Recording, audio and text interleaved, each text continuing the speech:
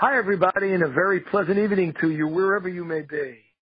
This is Comfortably Zone Radio, and you're listening to Dodgers Baseball, a tale of two cities from Brooklyn to Los Angeles.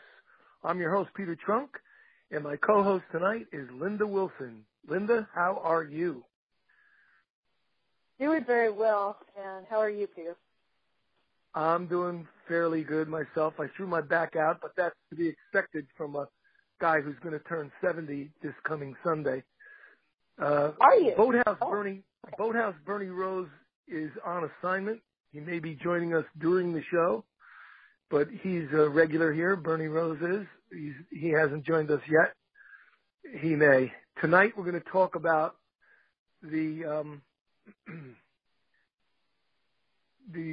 my opinion, the greatest catcher that ever played a game.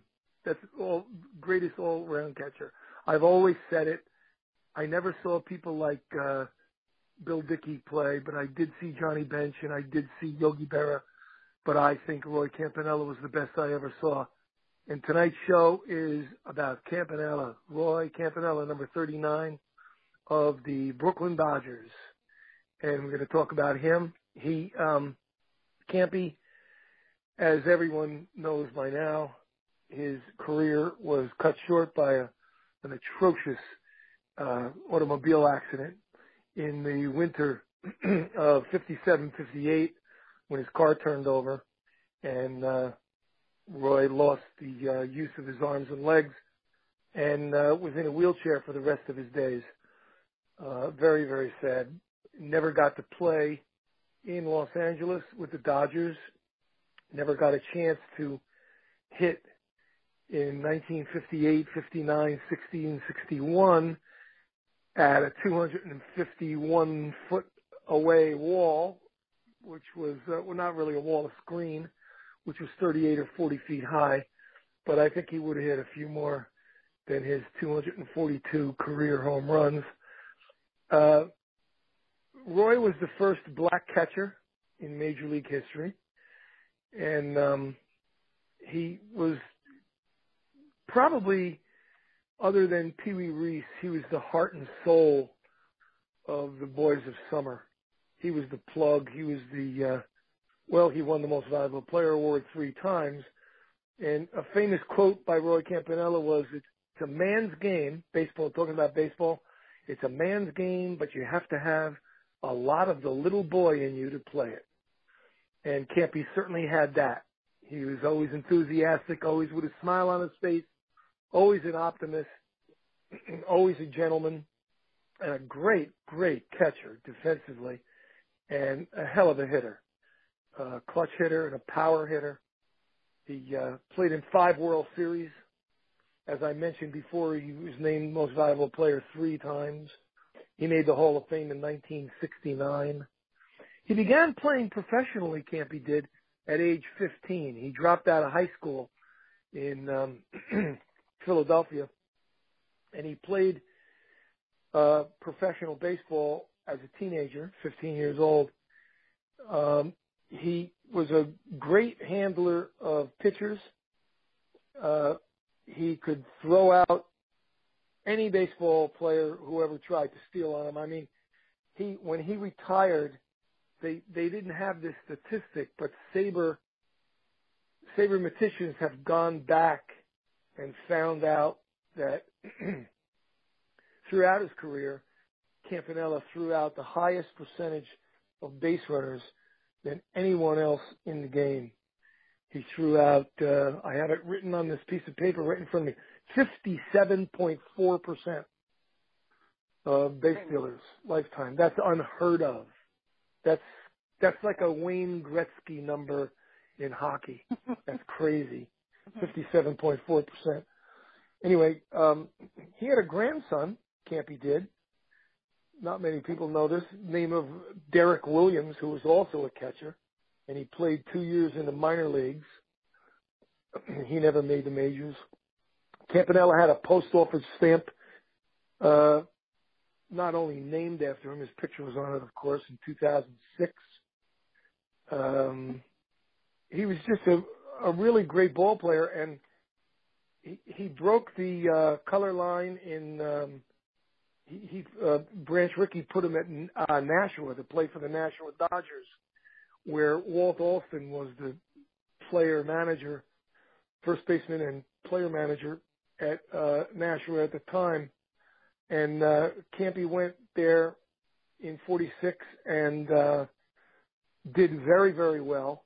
And Alston was so impressed with Campanella, he made an announcement that if he ever had gotten thrown out of a ball game, Alston, that he was turning over the reins to Campanella to be the manager.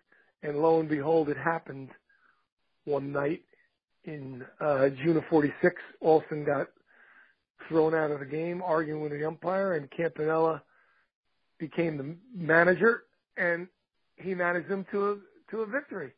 He even had, as the story goes, this is 50-50, this story.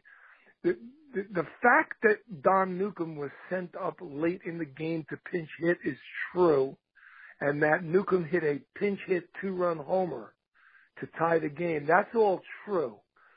Where the 50-50 comes in on whether it's believable or not was Campanella says that Alston had been banished before he, Campy, sent Nuke up to pinch hit and he hit the home run. But newspaper clippings from the time have Alston being thrown out of the game after the Newcomb home run. So that's up for grabs, you know, whatever you want to believe.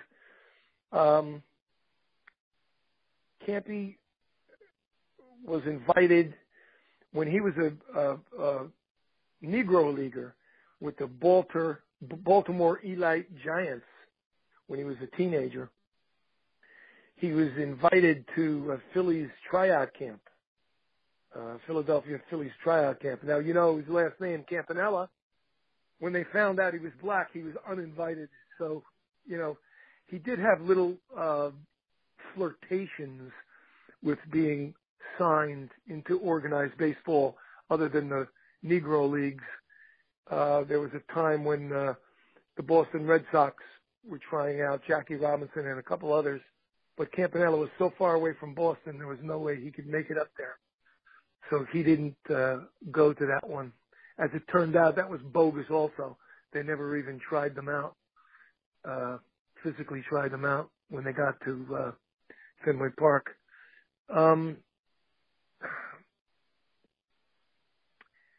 He was called up finally to the Dodgers. After playing in Nashua, he went to, he played a little bit,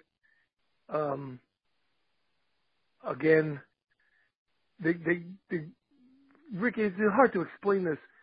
Ricky had a plan, had a plan, and he didn't want Campanella. He had already brought Jackie Robinson to the Dodgers.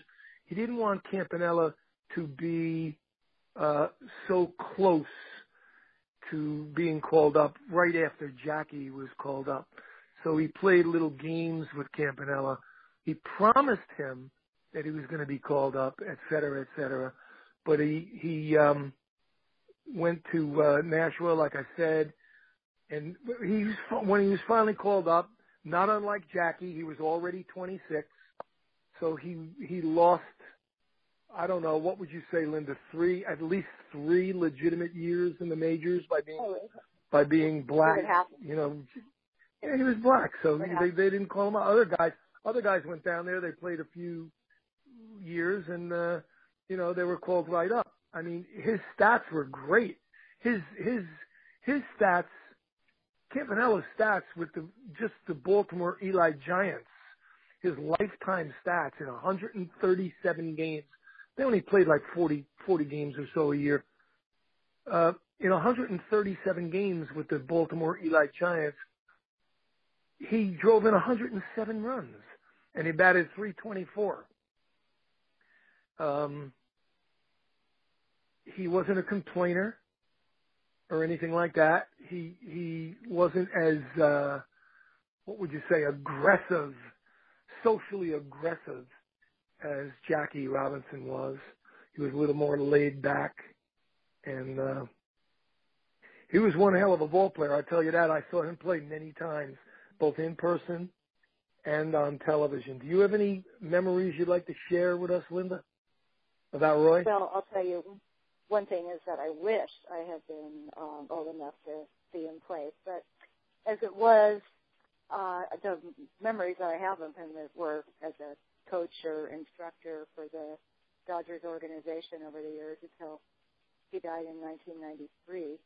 But he was always there. He was always an inspirational person, an inspirational figure for the up-and-coming players as well as everybody on the Dodgers team. So I was always, his presence was big. It was always there. He remained on the Dodgers. He can't be remained on the Dodgers payroll for many years. I'm not sure if he remained on their payroll until his death. I'm not sure if it lasted that long, but I know O'Malley paid him his baseball salary for many years after his accident. And that's one feather in O'Malley's cap that I'll give him credit for doing. Well, I'll tell you, that's a lot of people have acknowledged that, and that you've got to acknowledge that. That's, for the guy that everybody hated. I mean, he did something right, I guess, right? Well, yeah, a broken clock is right twice a day. That's what I think. I always shudder when I see the photographs of Campanella in the hospital when they have him on those machines and those contraptions and trying to work his legs and stuff like that. Those are very, very sad and just sad pictures.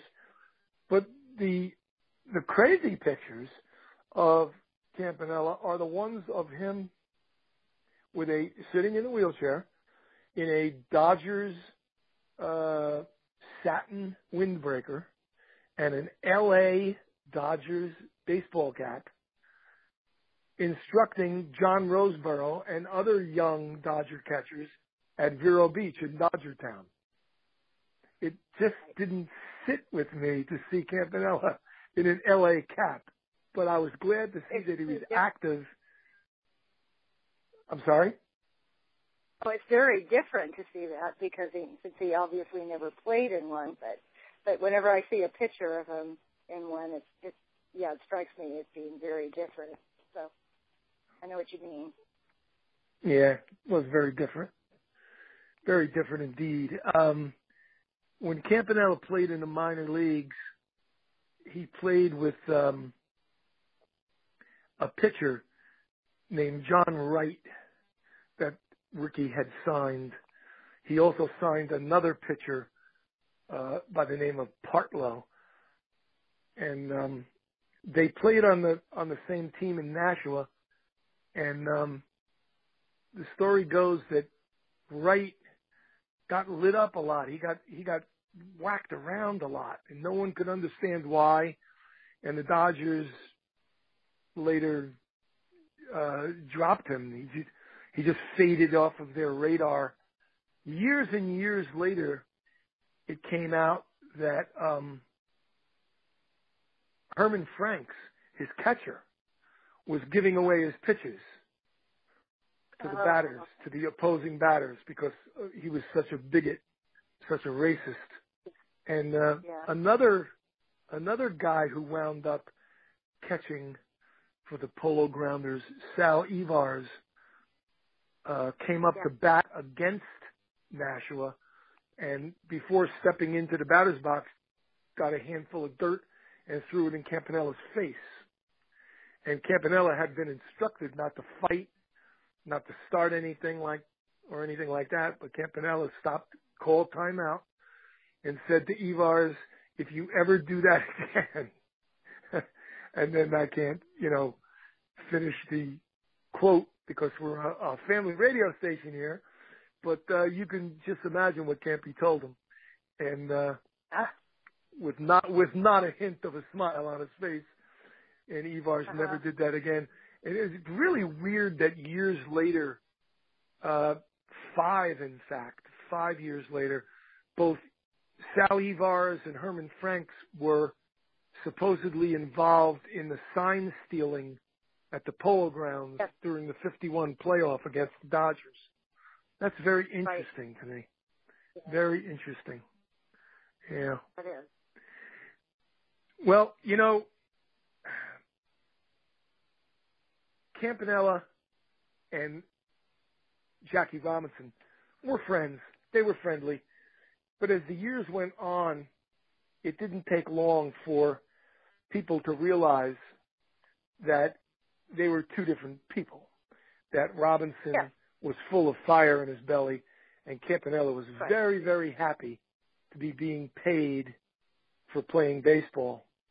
And Campanella supposedly said to the writer, Daily News writer Dick Young, I can't understand why players complain about doubleheaders and such things. They should just be happy. Why would they rock the boat? Why would they go against the owners or, you know, the people in charge?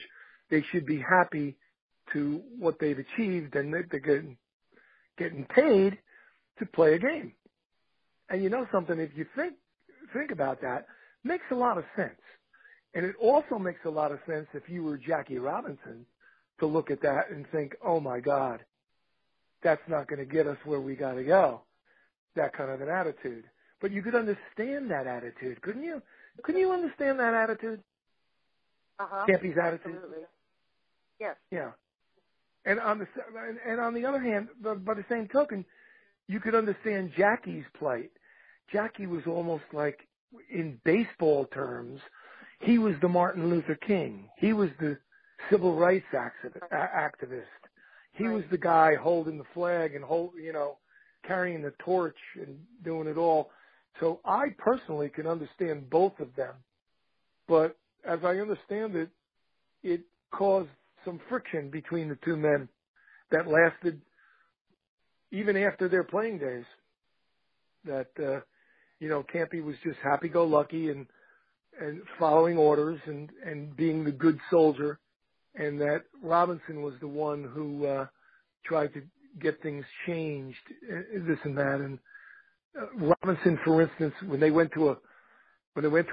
Dodgers ate in a restaurant, and the restaurant wouldn't serve blacks, he would say, well, the boys can come around back. Campanella and Robinson can come, when they both played together on the Dodgers in 1948, those fellows could come around back. We'll feed them in the back. And Robinson said, no way.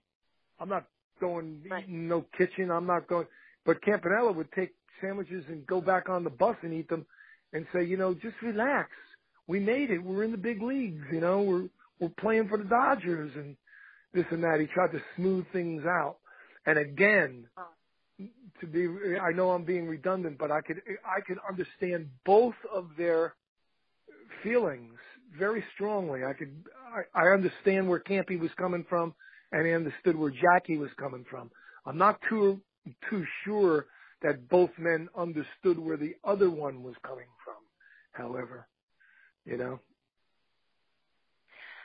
Yeah, had to have been a tough time. So we have the benefit of retrospect, looking back 60 years. So. Yeah, it really was. It really must have been hell on them. Just the stuff that they put up with, and the name calling, and the crowds, and the death threats, and oh man. Yeah. It just it's. Go ahead. Oh, I was going to say that I thought it was great that both of them had their jerseys retired at Dodger Stadium at the same time. They were two of the first three numbers that the Dodgers retired were Jackie, Campy, and the third was Sandy Koufax. They were all retired on the same day. So all three of those men were in the same place, probably for the last time, because Jackie died a few months later. Yeah, and they're wonderful photographs of that ceremony, with each of them holding their framed Dodger jerseys. Yeah, Right. that must have been great. You didn't get to go to that, did you? No, I didn't. I had not made my first trip to Dodger Stadium yet, but I've always heard about that day from people I know that were there. Uh-huh. So Yeah. it's yeah. So these are such an important link to not only the Dodgers past, but to When did they baseball retire sport. one? Pee Wee. I am not certain. I'd have to check on that. Was that before or after? No, I'm pretty sure it was after because I'm pretty sure that those three were the first three ever. Okay. If you right, if they were the first three, then what a stupid question. Right, okay, Yeah. I get it. Right. Yeah. So yeah, I don't know when exactly though, but you know the 70s and 80s were when most of them were retired because well, except for Tommy Lasorda, he didn't go into the Hall of Fame until 1997. But Yeah. you know it was something that I wasn't paying as close attention to things like jersey retirements back then, but now in retrospect, yeah, I like what the Dodgers have done as far as, and I know we've had our discussions about opening it up to players that aren't in the Hall of Fame. I still like the idea of limiting it to players in the Hall of Fame. Mhm. Agreed. So anyway, The best pitcher he ever caught. Who do you think Campanella said the best pitcher he ever caught was? Well, let's see. Newcomb? See, I would have guessed the same thing. 10 times in a row, I would have guessed that. Yeah. And yet, Preacher Rowe, he said, the best pitcher he ever caught. Okay. I'm sure Don Newcomb, when he read that, wasn't too thrilled, but that's like Duke Snider was Pee Wee Reese's best friend in the world for like 60 years or something. And right before he died, they asked Duke Snider, who was the best team you played for? And he would name, the best right fielder I played with was Ferrillo. Oh. The best first baseman I played for was Hodges, et cetera, et cetera. When he got the shortstop, he said the best shortstop I played was Maury Wills. I could not believe I had to read that 100 times in a row. I had to keep reading it over and over. Maybe I'm reading it wrong. Is Maury Wills spelled Reese? Or, what's wrong? Something wrong here. I couldn't believe that. But, the life that a black man or woman, but since we're talking about the baseball, Major League Baseball here in the Dodgers, the life that a black man faced in the 30s with no education whatsoever. Campanella dropped out of high school at age 15 in 1937. They faced a life, most of them faced a life of drudgery. That was the life that was awaiting most black men back then, and especially black men with no education. And the cynics and the complainers and the malcontents in Major League Baseball, Campanella never understood them. And that's why I think, that's my theory, he never understood them because I think unspoken, he said to himself, what do I have if I don't have baseball? Not a hell of a lot. And that's why I think he was always, don't rock the boat. We made it. We're here. We have our uniforms. We have our lockers. In fact, there's another thing about the lockers. When Newcomb came up with Campy in 48, the Dodgers locker room, both at Ebbets Field and on the road, Senator John Griffin set it up where the three black guys were off in a corner. When Chuck Dressen took over in 1951, he changed that. He wanted them to be interspersed throughout the locker room. He didn't want them even next to each other. He wanted them 33 and a third, whatever, around, and that's what he did. I thought that was a good idea. and I'm not a gigantic fan of Charlie Dressen, but if in fact that was his idea, I think it was a good one and a strong one and a well thought out one, you know. Yes. Anyway, that's the deal. And, you know, Campanella was sitting in the dugout before the 49 World Series, and he saw from the Dodger dugout before the game, way before the game, like an hour or something before the game, he watched Bill Dickey instructing a young Yogi Berra on footwork, on how to, you know, throw to second base and throw behind a runner at first base and stuff. And although Campanella, it wasn't his place to walk out of the dugout and go over and listen to Dickey, he couldn't hear him from the dugout. But he did study the foot maneuvering that Dickey was teaching the young Yogi Berra, and he etched it into his memory, and he used it, and he said he became very, very proficient at throwing out base runners after he got the footwork down by watching from afar Bill Dickey teaching Yogi Berra. I thought that was interesting. That is, yes. I hadn't heard that before. I thought that was very interesting. Leave it to Campanella. Always watching, always observing, always learning, you know, and then he winds up throwing out 57.4% of the base stealers against him lifetime. Unreal. He made the All-Star team his first 8 years in Major League Baseball. He caught 3 no-hitters. He almost caught 4 no-hitters. He was catching a no-hitter in the 7th inning, Rex Barney, and he had told Barney before the game, look, everybody sits on your fastball. Everybody sits on your fastball. You have a great fastball, but they sit on it. They just wait for it. You got to throw a slow curve and a not so slow curve. So Barney did it, and he had, I believe it was the Cubs, shut out after 7 innings with no hits. And they go back in the 8th inning, and Phil Cavarretta, who is a great hitter for the Cubs, was leading off the 8th. So it was the Cubs, leading off the 8th for the Cubs, and Campy put down 2 fingers and wiggled them. He wanted a slow curve to start Cavarretta off. But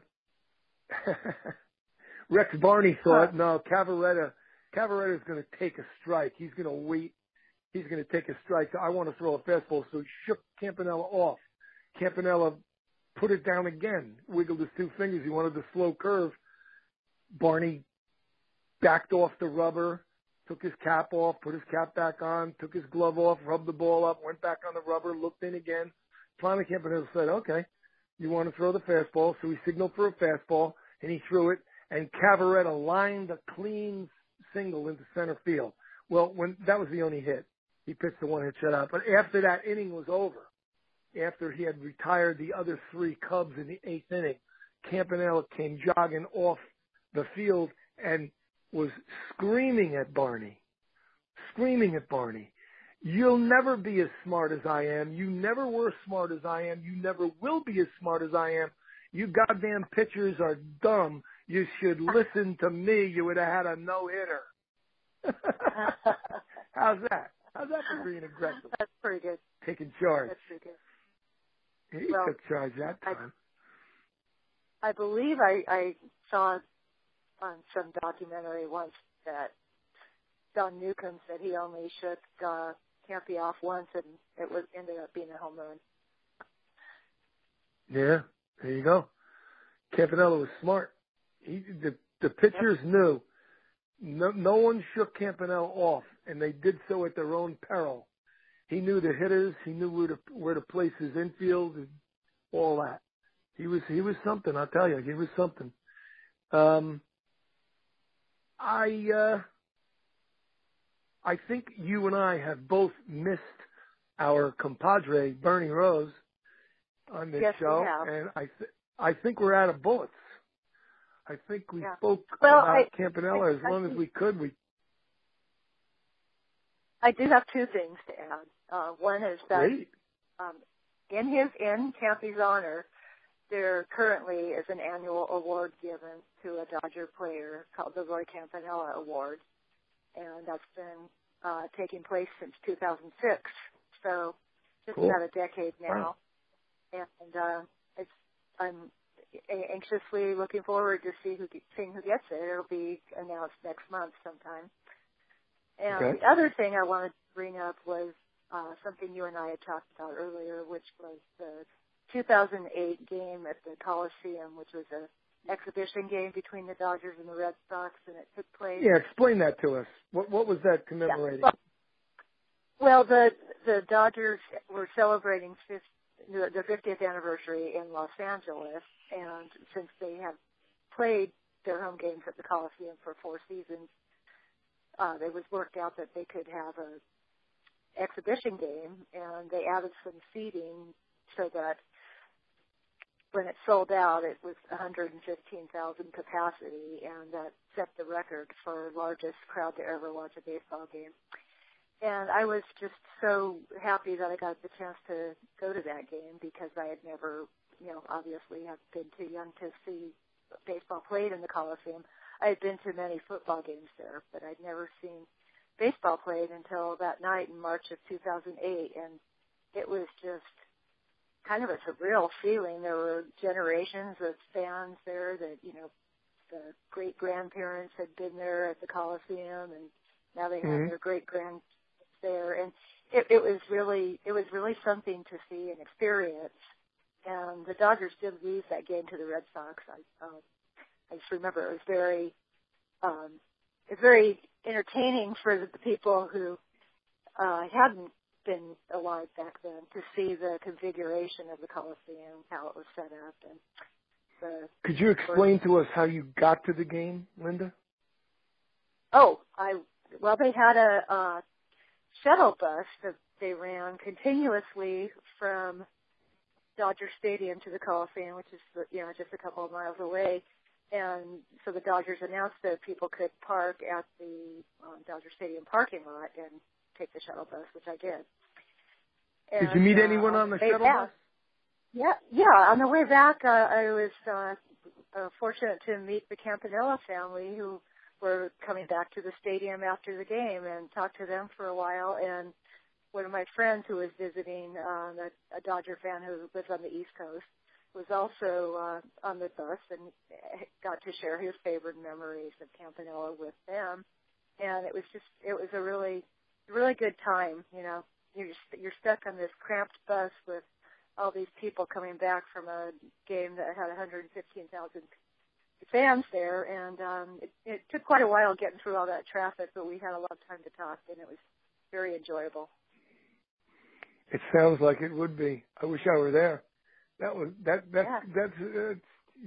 the percentage. I mean, the chances of running into the Campanella family on the same shuttle bus, 115,000 fans. Now, I admit all 115,000 did not take shuttle buses.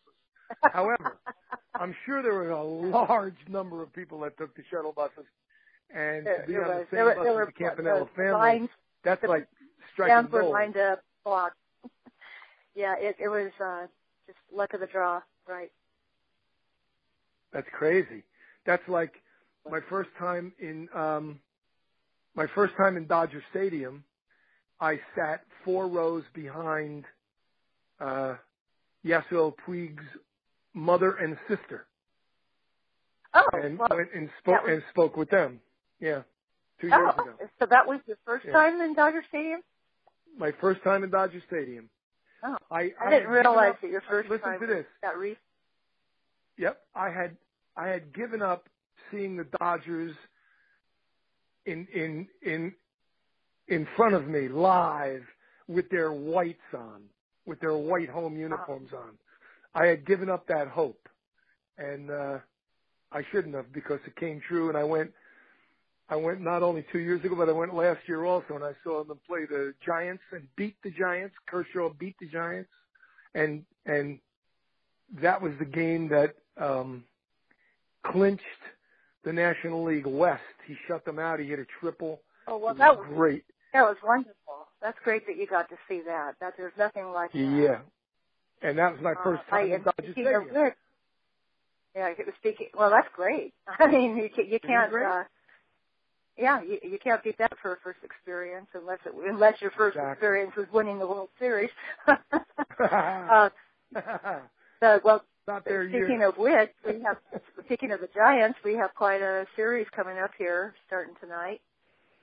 Looking forward to that. Yeah, our little esoteric joke among the three of us, Bernie, Linda, and me, we like to say it's not their year, because it seems like every time we say it's not their year, they win 3 or 4 straight, or they win 18-9 or something like that. So I'll suffice to say this is a big series coming up against the Giants, but I'm afraid it's not their year. And I hope it's not. It's not. I hope it comes out the right way. This is like when you tell an actor to break a leg. Okay? So the same thing. Linda, thank you very much for your cooperation and your input. I appreciate it. And we'll be together again next week, hopefully, and we'll find another Dodger to speak about, and we'll decide that during the week with our messages back and forth. And you enjoy the beautiful weather out in San Diego, and I'll enjoy the beautiful weather here in New Jersey, and we'll watch the Dodgers and the Giants clash.